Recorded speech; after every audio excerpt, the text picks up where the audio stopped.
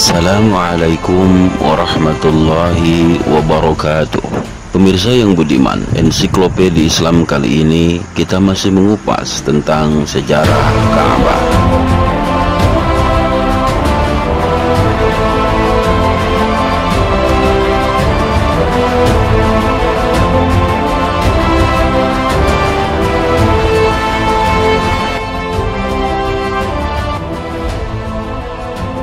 Pemirsa yang dirahmati Allah, pada tayangan ensiklopedia sebelumnya diceritakan bahwa ketika Ka'bah dikuasai oleh kaum Quraisy, Ka'bah semakin populer dan Mekah menjadi pusat kota. Pamor suku Quraisy pun meningkat di mata suku-suku Arab.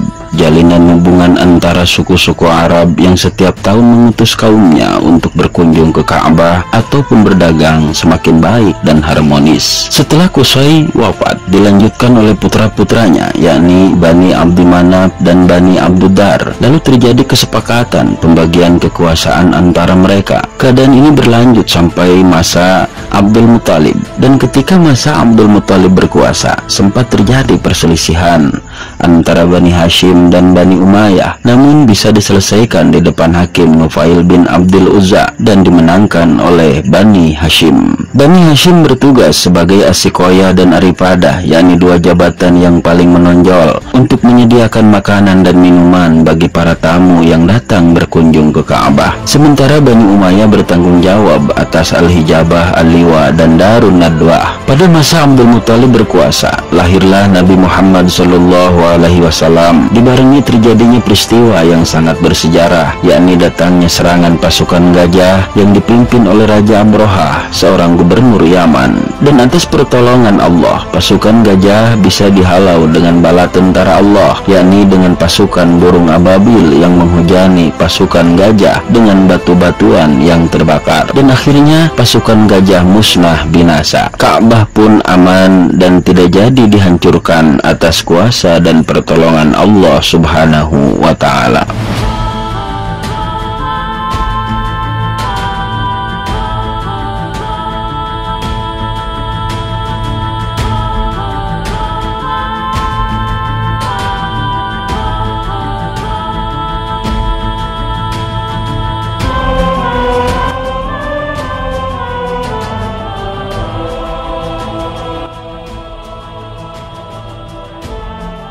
Seiring waktu berjalan, sampailah pada masa Nabi Muhammad SAW menginjak usia 35 tahun, yakni pada tahun 600 Masehi, sebelum beliau diangkat menjadi Nabi dan Rasul.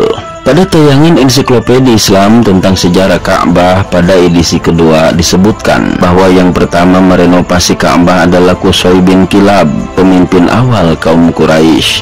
Tetapi referensi sangat lemah, kurang kuat. Oleh karena itu, pada tayangan ensiklopedia Islam tentang sejarah Ka'bah kali ini kita mengambil referensi pada umumnya ahli sejarah bahwa pertama kali Ka'bah dirombak dan direnovasi yakni pada masa Rasulullah SAW menginjak usia ke-35 tahun, yang ketika itu masih belum diangkat jadi Nabi dan Rasul.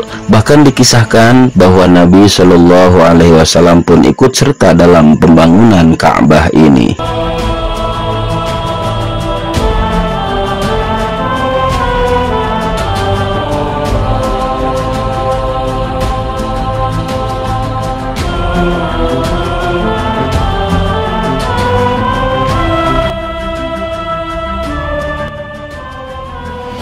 Tepatnya pada 5 tahun sebelum peristiwa kenabian, terjadi peristiwa langka di Mekah. Hujan besar membuat rumah-rumah penduduk kota Mekah terendam banjir. Bahkan Ka'bah pun ikut terendam. Para pembesar Quraisy berdebat terkait perbaikan Ka'bah. Muncul rasa khawatir ketika mengenang peristiwa penyerangan Ka'bah oleh pasukan Raja Abrohah. Mereka takut pemilik Ka'bah akan marah, seperti kejadian naas yang menimpa Abrohah dan pasukannya. Akan tetapi orang-orang Quraisy khawatir sewaktu-waktu Ka'bah bisa roboh. Oleh sebab itu bangunannya harus diganti dengan yang lebih kokoh. Akhirnya sesuai kesepakatan, bangunan lama setinggi 4,5 meter tanpa atap itu dirobohkan dan diganti dengan bangunan yang baru yang lebih tinggi. Tinggi bangunan baru mencapai lebih kurang 11 meter. Lalu pintu Ka'bah ditinggikan 2 meter agar tidak mudah dimasuki kecuali oleh orang-orang tertentu yang diperbolehkan. Lalu pintu Ka'bah yang tadinya 2 ditutup 1 sehingga tersisa 1 saja. Ternyata mereka kesulitan untuk mengumpulkan batu bata untuk membangun kembali seluas bangunan asli. Oleh sebab itu, bagian utara lebih kurang 6 hasta hanya dibangun rendah saja, setinggi pinggang orang dewasa, yang kemudian disebut dengan Hijr Ismail. Sehingga Hijr Ismail itu termasuk bagian dari Ka'bah.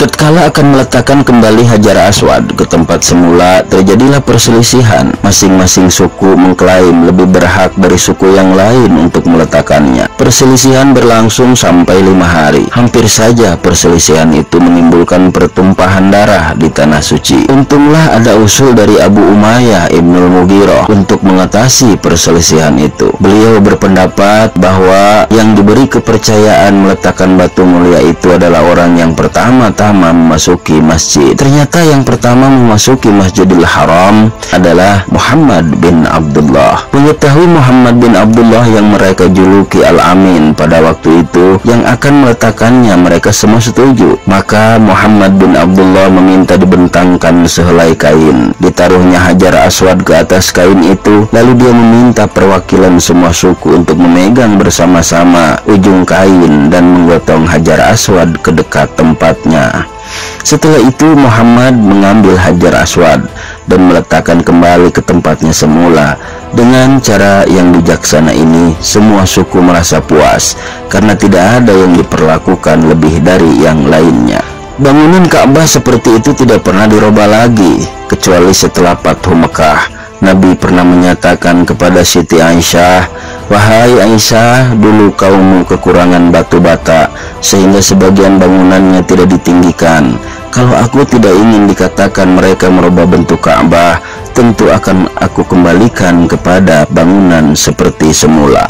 Berdasarkan itu, pemerintahan manapun yang berkuasa tidak pernah meninggikan kembali Hijr Ismail seperti semula. Cuma diingatkan bagi yang tawaf tidak boleh mengelilingi Ka'bah dari dalam Hijr Ismail, harus dari luarnya. Karena kalau dari dalam Hijr Ismail itu dianggap tidak cukup untuk 1 putaran.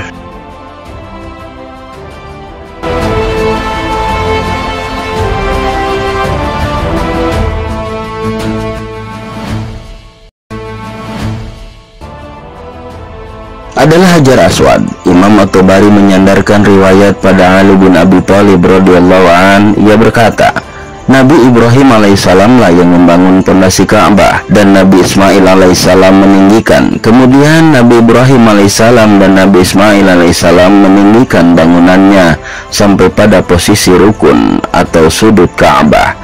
Lalu Nabi Ibrahim alaihissalam berkata kepada Nabi Ismail alaihissalam, "Wahai anakku, carilah sebuah batu untuk dijadikan tanda bagi manusia." Lalu Nabi Ismail pun datang membawa sebuah batu, tetapi Nabi Ibrahim alaihissalam tidak menyukainya. Lalu Nabi Ibrahim alaihissalam menyuruh lagi mencari batu kepada Nabi Ismail alaihissalam. "Carilah batu yang lain," kata beliau. Nabi Ismail alaihissalam segera pergi untuk mencari batu yang lain. Tapi ketika Nabi Ismail alaihissalam kembali, ia mendapati Nabi Ibrahim alaihissalam sudah meletakkan sebuah batu di tempat itu. Nabi Ismail alaihissalam bertanya, "Wahai ayahku, siapa sebenarnya yang membawakan batu itu untukmu?" Maka Nabi Ibrahim alaihissalam menjawab, "Yang membawanya adalah seseorang yang tidak ingin melihat aku bersandar padamu. Dia adalah Jibril." Hajar Aswad adalah batu lonjong yang tidak beraturan, berkilau dan berwarna hitam kemerahan, yang di atasnya ada goresan berwarna merah dan kuning. Sebagian sejarawan mengatakan bahwa batu itu menjadi hitam karena perbuatan dosa kaum jahiliyah. Mengenai penghormatan pada Hajar Aswad, para ulama berpendapat bahwa pertama, Hajar Aswad merupakan tanda akan kesusahan yang dirasakan oleh Nabi Ibrahim alaihissalam ketika diperintah Allah untuk meninggikan bangunan Ka'bah. Kedua, Hajar Aswad merupakan tanda untuk mengenang Nabi Ibrahim alaihissalam dan Nabi Ismail alaihissalam yang telah meninggikan bangunan Ka'bah sebagai tempat berkumpulnya manusia dan tempat yang aman untuk beribadah. Lalu yang ketiga, Hajar Aswad merupakan hujah Nabi Ibrahim alaihissalam bahwa Baitullah telah selesai dibangun dan kepemilikannya ada pada Allah subhanahu wa ta'ala, untuk kemudian menjadi tempat bagi orang-orang yang tawaf, i'tikaf, ruku dan sujud. Itulah sebabnya Nabi Ibrahim alaihissalam meletakkan Hajar Aswad di sudut paling dekat sebagai batas pertama untuk memulai tawaf. Jadi atas dasar itulah Hajar Aswad diagungkan Nabi Ibrahim alaihissalam dan Nabi Ismail alaihissalam, serta disucikan umat Islam sampai sekarang dan yang akan datang.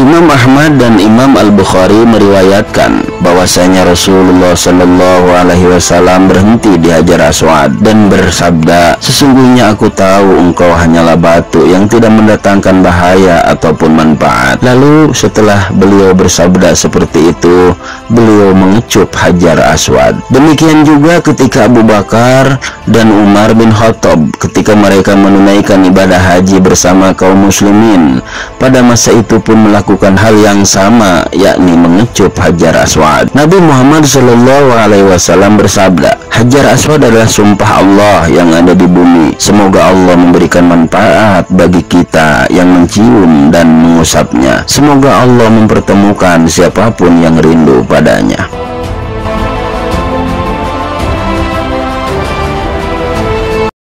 Karena kemuliaannya pula, tawaf harus dimulai dari posisi Hajar Aswad. Setiap orang yang akan memulai tawaf menghadap ke Hajar Aswad, ia memberi syarat lalu mundur sedikit dan memposisikan Ka'bah di sebelah kirinya, kemudian mulai berjalan. Setelah itu ia akan melewati rukun Irak atau sisi utara, lalu rukun Syami atau sisi barat, dan kemudian rukun Yamani atau sisi selatan, dan kembali lagi ke Hajar Aswad yang menghadap ke sebelah timur.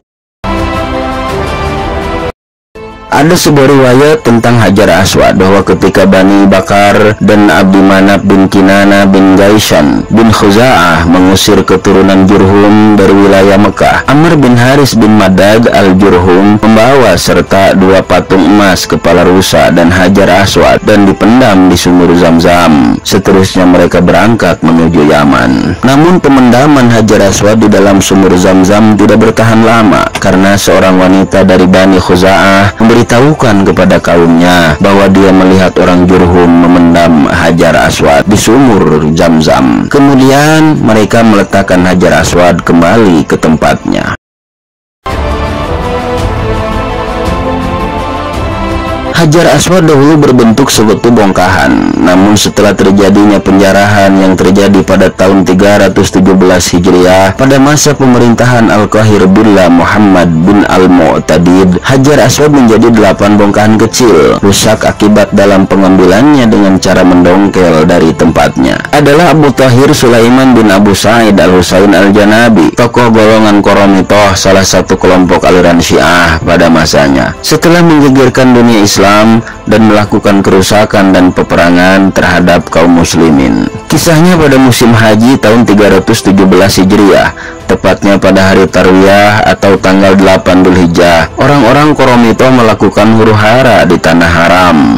Mereka merampok harta-harta jamaah haji dan menghalalkan untuk memeranginya. Banyak jemaah haji yang menjadi korban. Ia memerintahkan untuk mencongkel Hajar Aswad dari tempatnya. Seorang laki-laki memukul dan mencongkelkannya dengan nada menentang. Abu Tahir sesumbar, "Mana burung ababil, mana burung ababil, mana bebatuan dari neraka." Abu Tahir menuju daerahnya dengan membawa Hajar Aswad dan harta-harta rampasan dari jemaah haji. Batu dari jannah ini ia bawa pulang ke daerahnya dan berada di sana selama 22 tahun. Perbuatan Abu Tahir Al-Qurmuti, orang yang memerintahkan penjarahan Hajar Aswad ini, oleh Al-Hafidz Ibnu Katsir dikatakan dia telah melakukan ilhad atau kekufuran di Masjidil Haram yang tidak pernah dilakukan oleh orang sebelumnya dan orang sesudahnya. Setelah masa 22 tahun Hajar Aswad dalam penguasaan Abu Thahir, ia kemudian dikembalikan tepatnya pada tahun 339 Hijriah. Pada saat mengungkapkan kejadian tahun 339 Hijriah, Al-Hafidz Ibnu Katsir menyebutnya sebagai tahun berkah lantaran pada bulan Dzulhijjah tahun tersebut Hajar Aswad dikembalikan ke tempat semula.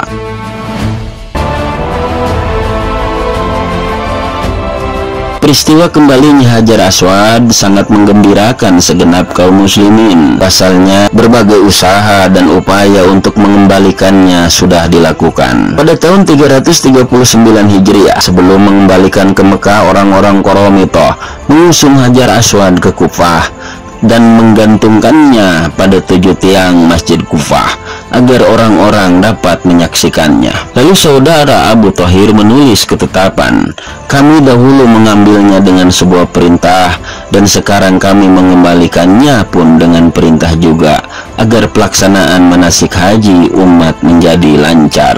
Akhirnya Hajar Aswad dikirim ke Mekah di atas satu tunggangan tanpa ada halangan dan sampai di Mekah pada bulan Dzulqa'dah tahun 339 Hijriah. Dikisahkan oleh sebagian orang bahwa pada saat penjarahan Hajar Aswad, orang-orang Qoromitoh terpaksa mengangkut Hajar Aswad di atas beberapa unta. Punuk-punuk unta sampai terluka dan mengeluarkan nanah.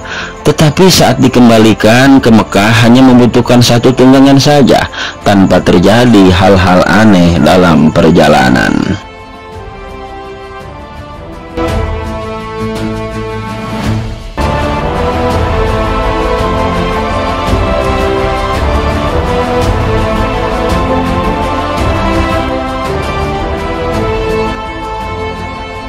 Pada masa Rasulullah Shallallahu Alaihi Wasallam sebelum menjadi nabi, bersama kaum Quraisy membangun Ka'bah sesuai dengan pondasi bangunan Nabi Ibrahim alaihissalam. Kaum Quraisy mengurangi lebar Ka'bah 6,5 meter dari arah Hijr Ismail sebagaimana sekarang, menambah ketinggian Ka'bah menjadi 18 hasta. Ka'bah dari sisi Hijr Ismail dijadikannya melingkar sebagaimana pada pembangunan oleh Nabi Ibrahim alaihissalam. Kaum Quraisy membangun tembok pendek pada Hijr Ismail, meninggikan letak pintu dari tanah dan memberikan daun pintu yang dapat dikunci, menambah atap dan talang air atau mizab untuk mengatur pembuangan air dari atapnya dan dibuang ke arah Hijr Ismail, memasang 6 tiang penyangga dalam 2 barisan di dalam Ka'bah. Bahan yang dipakai untuk pembangunan tidak hanya susunan batuan saja, tetapi juga dengan penggunaan tanah sebagai perekat, menghiasi atap dan tembok Ka'bah sebelah dalam, demikian pula dengan tiang-tiangnya. Mereka juga membuat gambar-gambar para nabi, malaikat, dan pepohonan, yang semua ini kemudian dihapus oleh Rasulullah Shallallahu Alaihi Wasallam pada saat pembebasan kota Mekah atau peristiwa Fathu Mekah pada tahun 8 Hijriah.